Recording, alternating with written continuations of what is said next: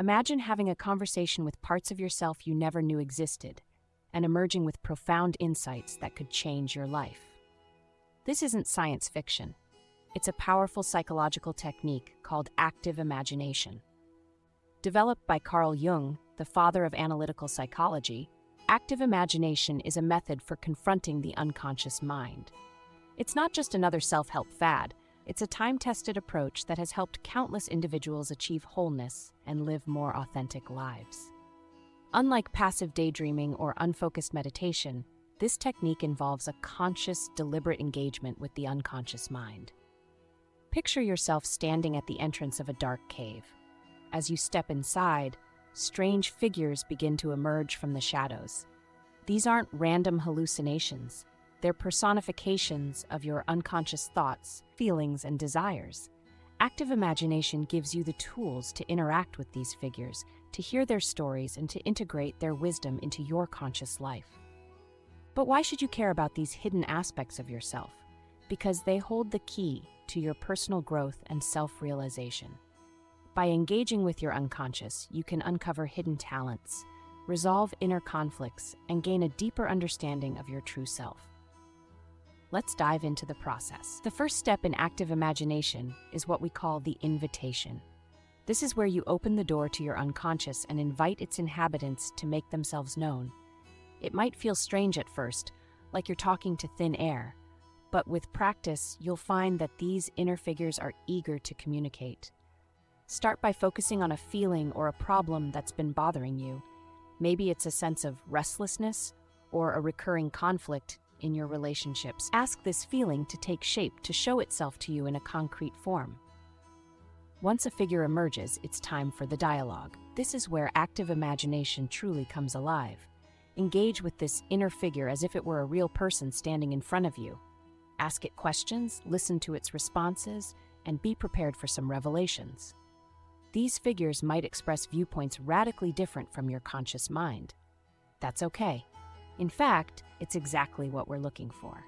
As you engage in this dialogue, you might find yourself wanting to control the narrative.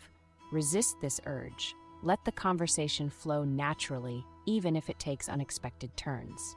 The goal isn't to create a story, but to uncover truths that are already there, hidden in the recesses of your mind. Now, you might be thinking, am I just making all this up? It's a common concern, but here's the fascinating truth. Even if you try to invent a false story, your unconscious will find a way to reveal itself. One of Jung's patients tried to create entirely fictional active imagination experiences, only to realize that his made-up stories were actually revealing deep truths about himself. This brings us to a crucial point. If you're new to active imagination, it's wise to have someone nearby for support. Better yet, consider working with a trained Jungian analyst who can guide you through the process safely. Think of it like deep-sea diving. You wouldn't plunge into the ocean depths without proper training and equipment. As you delve deeper into active imagination, you'll discover that it's not just about individual symbols or figures. You're tapping into what Jung called the collective unconscious, a shared reservoir of archetypes and universal human experiences. This is where active imagination becomes truly transformative. You're not just exploring your personal psyche, you're connecting with the timeless cosmic dance of human consciousness. You're seeing how universal energies flow through you as an individual. But active imagination isn't just about exploration, it's about integration. This is where the third step, the values, comes into play. As you uncover insights from your unconscious, you need to bring them into alignment with your conscious values and ethics. Remember, the unconscious is immoral. It's up to you to bring ethical considerations into the process. This step ensures that your active imagination work leads to positive growth rather than destructive impulses. The final step is the rituals. This is where you bring your active imagination insights into the physical world. It might involve creating art, changing a habit, or performing a symbolic action. The key is to give concrete expression to the wisdom you've gained. These rituals serve as bridges between your inner and outer worlds.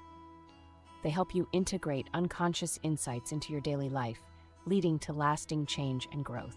Now, you might be wondering how active imagination differs from other techniques like meditation or visualization. The key difference lies in the level of conscious engagement. In meditation, you often aim to quiet the mind. In active imagination, you're actively participating in a dialogue with your unconscious.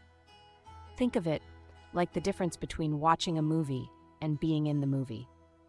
Active imagination requires you to step into the scene, to fully engage with the characters and events that unfold. It's not a passive experience.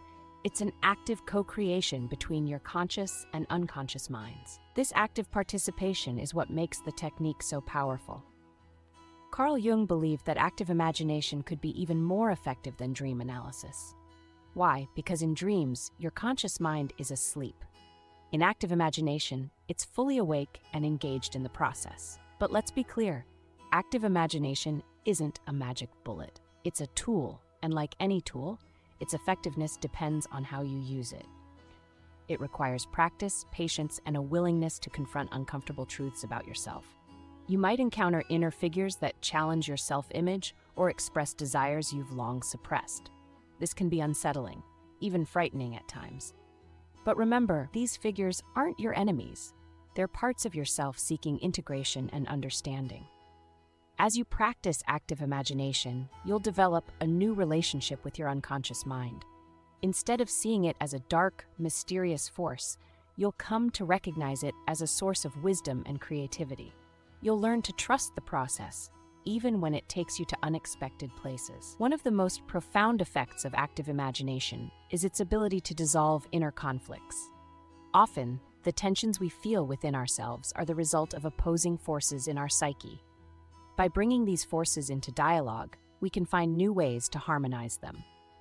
Imagine, for instance, that you're torn between your desire for security and your longing for adventure. Through active imagination, you might encounter personifications of these two impulses.